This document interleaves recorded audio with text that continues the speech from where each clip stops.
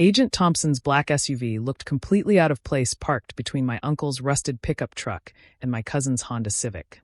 But nothing looked more out of place than the expression on my mother's face when he flashed his credentials and asked to speak with me.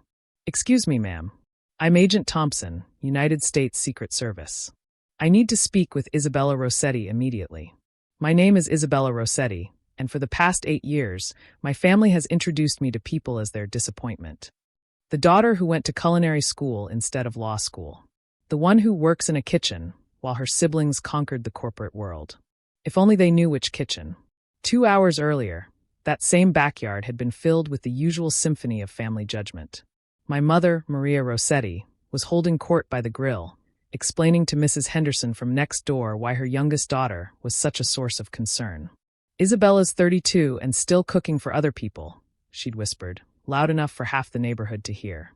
"We spent a fortune on her education, and what does she do? Becomes a glorified waitress." I'd been arranging the appetizer table, listening to the conversation I'd heard variations of for nearly a decade. My brother Anthony was there with his wife, fresh from his latest promotion at the investment firm. My sister Carmela had driven down from Boston, where she was making partner at her law practice.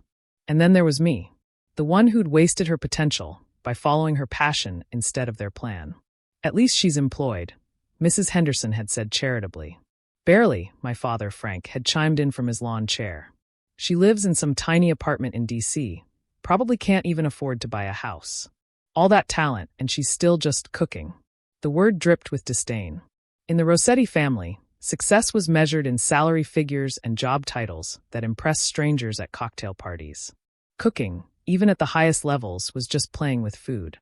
I'd set down the platter of bruschetta I'd made that morning and walked into the house, needing a moment away from the familiar sting of their disappointment. In the kitchen where I'd first fallen in love with cooking, I'd checked my secure phone. 3 missed calls from my supervisor, each more urgent than the last. But it was Saturday and I was off duty. Whatever crisis was developing at work would have to wait until Monday. Or so I thought. Growing up as the youngest Rossetti meant carrying the weight of everyone else's unfulfilled dreams. Anthony was supposed to be the businessman, Carmela the lawyer, and me? I was supposed to be the doctor. The one who'd bring ultimate honor to our Italian-American family by saving lives and earning the respect that comes with a medical degree. Instead, I'd fallen in love with the alchemy of transforming simple ingredients into something extraordinary. While other kids played video games, I experimented with flavor combinations. While they studied for the SATs, I devoured cookbooks and food science journals. My parents saw it as a phase, a hobby that would pass once I got serious about my real future. The fights had been epic. Screaming matches that ended with doors slamming and long, cold silences. When I'd announced my acceptance to the Culinary Institute of America, my mother had actually cried. Not tears of pride, but tears of mourning for the daughter she thought she was losing. "You're throwing your life away," she'd sobbed. "Cooking is something you do for family, not for strangers. It's not a career." But I'd been stubborn, determined to prove that culinary arts could be just as respectable as any other profession. I'd graduated summa cum laude, worked in some of the most prestigious restaurants in New York, and eventually made my way to Washington, D.C. What my family never understood was that I hadn't just found work in D.C. I'd found my calling. For the past 5 years, I'd been the executive sous chef at the most exclusive restaurant in the city. A place so discreet that most people didn't even know it existed. A place where every meal was a matter of national security. I was part of the White House culinary team. Every day, I helped prepare meals for the President of the United States, foreign dignitaries, and world leaders whose decisions shaped global policy. I'd cooked for peace summits and state dinners, crafting menus that honored diplomatic protocols while showcasing American cuisine. But I couldn't tell my family any of that. The security clearance I'd undergone was more thorough than most CIA operatives received. Every aspect of my life had been scrutinized, from my childhood friendships to my college transcripts. The non-disclosure agreements I'd signed were thicker than most novels. So when my parents asked about work, I said I worked in a kitchen. When they pressed for details, I said I cooked for important people. They assumed I meant wealthy socialites or demanding celebrities. They had no idea I'd personally prepared meals for 3 different presidents, 2 Supreme Court justices, and more foreign heads of state than I could count. The irony was crushing. While they saw my career as a failure of ambition, I was actually living at the intersection of culinary excellence and national service. Every meal I prepared was a small act of diplomacy, a way of showing respect to allies and building bridges with former adversaries. But I couldn't share any of that pride with the people whose approval I'd spent my entire life seeking. That's why Agent Thompson's arrival at our family barbecue felt like a small earthquake. I'd been in the kitchen, finally allowing myself a glass of wine after listening to 2 hours of subtle criticism, when I heard the commotion outside. Voices raised in confusion, my mother's nervous laughter, my father demanding to know what was going on. I walked to the window and saw him immediately. 6'2", crisp dark suit, the kind of alert bearing that screamed federal law enforcement.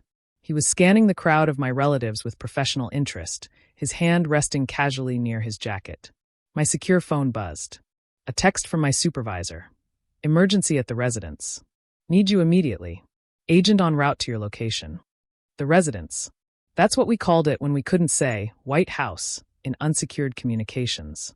I stepped outside as Agent Thompson was explaining to my increasingly panicked family that he needed to speak with me urgently. Isabella, he called out when he saw me. We need to go. Now. My mother grabbed my arm, her face pale with terror. What's happening? Are you in trouble? Did you do something illegal? Before I could answer, Agent Thompson stepped forward with the kind of authoritative presence that made crowds part. Ma'am, your daughter is not in trouble. She's needed at her place of employment for a matter of national security. The backyard went silent. Even my uncle's beer can seem to pause halfway to his lips. National security? My father repeated, the words sounding foreign in his mouth. Agent Thompson glanced at me, and I nodded slightly. He understood that my family didn't know about my real job. Your daughter is the executive sous chef at the White House, he said, his voice carrying the weight of official truth. She's part of the culinary team responsible for preparing meals for the president and visiting foreign dignitaries. I watched 20 years of disappointment evaporate from my mother's face in real time. Her mouth opened, closed, then opened again without producing sound. The White House, Carmela whispered. Like the actual White House? The president is hosting an emergency diplomatic dinner tonight, Agent Thompson continued. The Chinese premier arrived unexpectedly, and we need Chef Rossetti to oversee the menu preparations. Chef Rossetti. Not Isabella who works in a kitchen, but Chef Rossetti. The title carried a respect I'd never heard in my family's voices before. Anthony found his voice first. You cook for the president? I nodded, still processing the surreal moment of watching my secret life collide with my family barbecue. I've been part of the White House culinary team for 5 years. But you never said. My mother started. I couldn't, I replied. Security clearance. Non-disclosure agreements. Most of what I do is classified. Agent Thompson was already moving toward his SUV. Ma'am, we really need to go. The premier's dietary restrictions require special preparations, and you're the only one who knows the protocols for his cultural preferences. As I followed him toward the vehicle, I heard my father's voice behind me, quiet and filled with something I'd never heard before. Awe. She cooks for the President of the United States. The emergency dinner was a diplomatic nightmare turned triumph.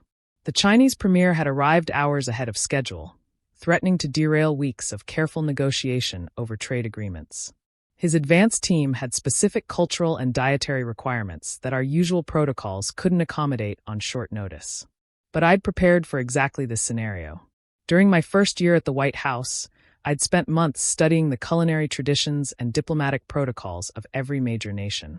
I knew that Premier Liu preferred Huaiyang cuisine, that he was diabetic, and that certain ingredients held cultural significance that could either honor or insult depending on their preparation. Working alongside the head chef, I crafted a menu that balanced American hospitality with Chinese cultural sensitivity. Tea-smoked duck with American wild rice. Lobster prepared in the style of Hangzhou but sourced from Maine waters. Desserts that incorporated traditional Chinese flavors with modern American techniques. The dinner lasted 3 hours. By the end, Premier Liu was laughing with the president, and the trade negotiations that had been stalled for months moved forward with renewed momentum. As I cleaned the kitchen afterward, Agent Thompson appeared in the doorway. The president wanted me to thank you personally, he said. The premier specifically mentioned the cultural thoughtfulness of the menu. You may have just helped prevent a trade war. I looked around the gleaming White House kitchen, where I'd spent 5 years perfecting my craft in service to my country. This wasn't just cooking, it was diplomacy, cultural bridge building, and national service all rolled into one. When I finally made it back to my parents' house, the barbecue had evolved into something resembling a wake.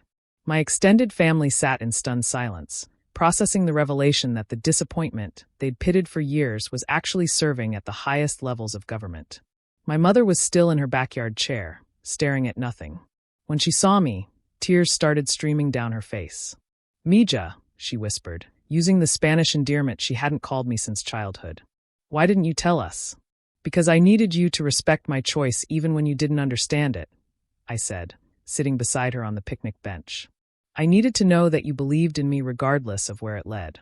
My father, who'd spent 8 years introducing me as his daughter who just cooks, walked over and wrapped me in the kind of hug he used to give me when I was little.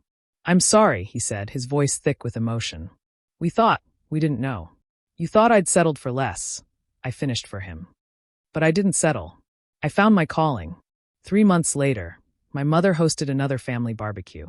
But this time, when Mrs. Henderson asked about her youngest daughter, her response was different. "Isabella works at the White House," she said, her voice filled with the pride I'd spent my entire life hoping to hear. "She's the executive sous chef. She cooks for the president and world leaders." She paused, then added with a smile, "She serves her country every single day." The neighbors were impressed, but I was more impressed by something else. When my mother talked about my work now, she didn't just mention the prestige.